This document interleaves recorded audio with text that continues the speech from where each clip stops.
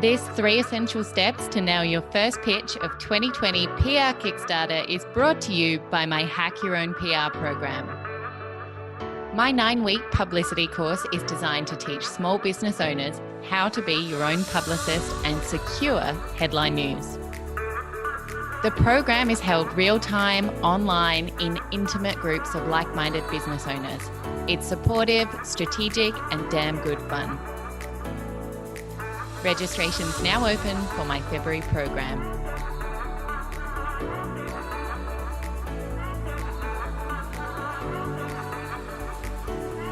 Welcome back, guys. This is the pointy end, the pitch. This is the all-important email that is the difference between kick-ass headlines and crickets. Guys, there's a bunch of resources on my website. These are all going to be live until the 23rd of January. After that, I'm taking it all offline, and you might be asking why. The reason, because we all need a bloody good deadline in order to get stuff done. So it's all going to be taken offline. So make sure you do your research, work through the activities in this, and make sure you tag me when you secure headline news. There's no two ways around it. If you want to score headline news, you're going to have to tap that confidence, sprinkle a little bit of patience before you fire off your first pitch. PR is not an immediate thing. It's not an over thing. It is a slow burn. You put in the effort, you show up time and time again, and you will become known as that trusted expert, that adored brand, and that familiar entity over time. Don't get me wrong, I have seen single media stories generate $90,000 worth of sales in one 5-minute segment. But these segments have been generated thanks of a year of media coverage prior to that, with a consistent social media, an easy to use digital purchase pathway. And, you know, with 15 pieces of coverage being secured prior to that one across all major media titles that have generated smaller amounts, but still fairly significant contributions, it is a layered effort that generates those really big ticket items. Like everything in business, it's about having commitment and patience. Now, before we begin today, I do want to flag that your media release is not necessarily a news story. Now, too often, business owners think that their award, their company announcement, or their new product line is headline breaking news.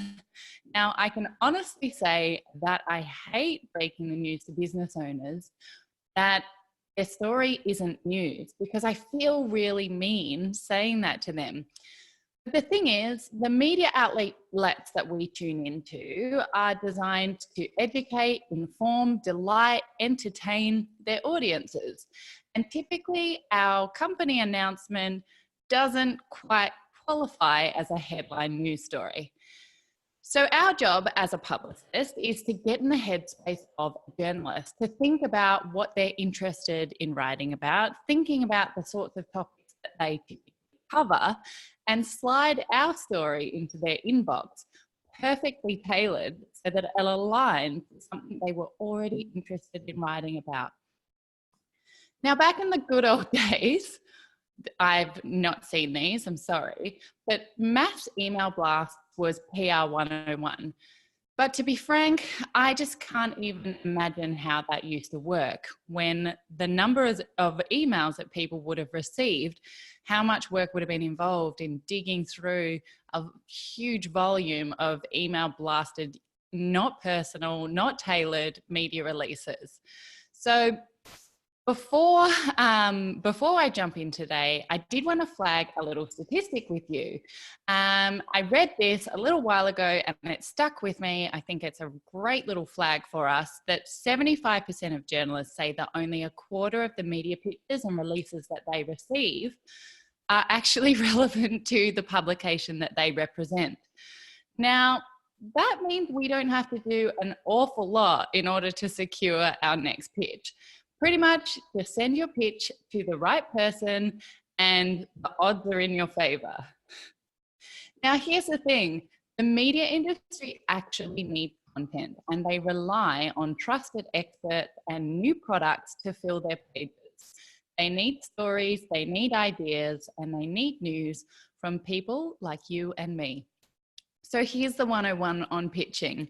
Now that you're oozing with confidence and have a battle-hardy mindset, it's time to leverage your amazing media bio, your detailed research on the outlet, and also your research into the individual producer, journalist, or editor that you're pitching to, and mush all of that magic into our amazing pitch.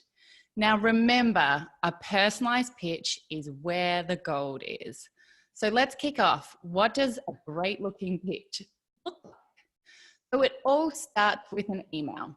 You've done your research, you know who you're pitching to. This means that you know that outlet, that podcast, you know that TV station inside out. You know what they write about, you know what topics they generally speak about, and you have absolutely read at least 10 of their published articles and listened to their podcast for many hours.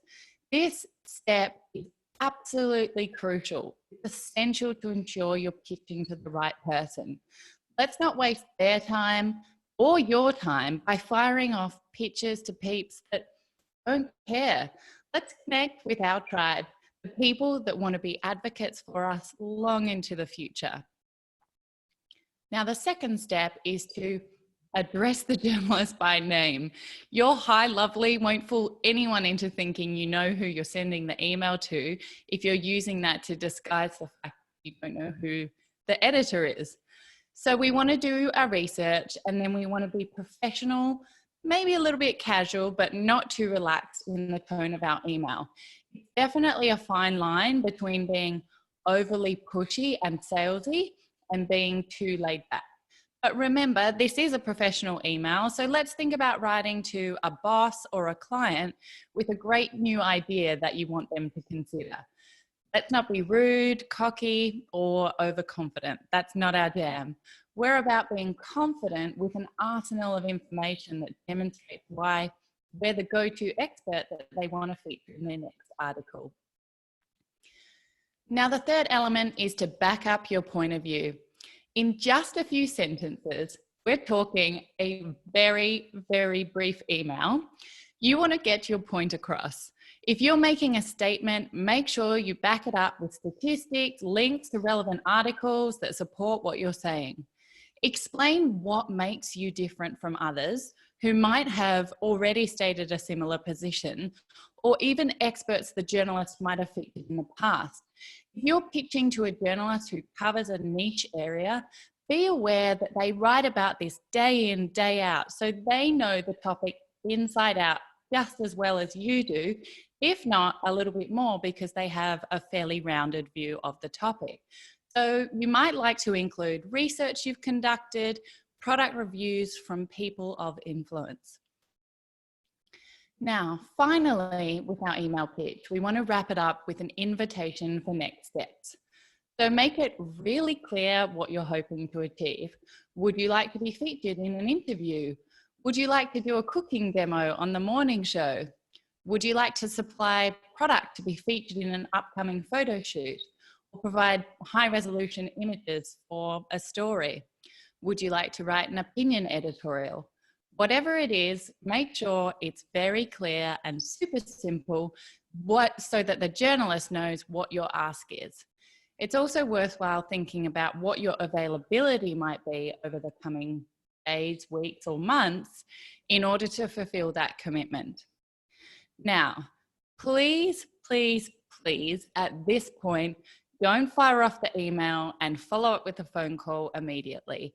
One of the #1 pet hates from so many of the journalists I speak to is pestering phone calls. And I think we can all agree that it's pretty unwelcome to have a phone call from someone when you feel like you're on the back foot and you don't have your head around what the person's calling you about.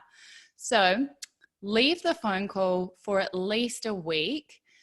after you've sent that first email. So the magic formula is to send the email, send a follow-up email a week later if you didn't receive a response.